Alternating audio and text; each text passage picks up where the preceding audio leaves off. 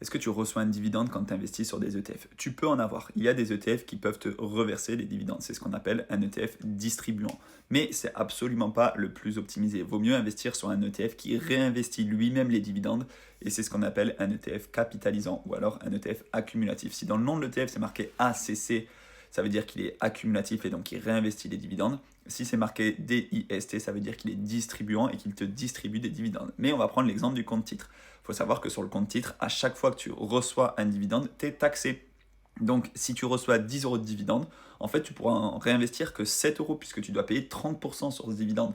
Donc tu fais travailler les intérêts composés moins vite. Alors que si c'est un ETF qui réinvestit lui-même les dividendes, ça ne sort pas de l'ETF, tu ne vends pas ton ETF et du coup tu fais travailler les intérêts composés plus vite. Et tu payeras de l'imposition à la sortie, c'est-à-dire une fois que tu vendras ton ETF. Mais pendant toutes ces années, c'est beaucoup mieux puisqu'il n'y a aucun frottement fiscal.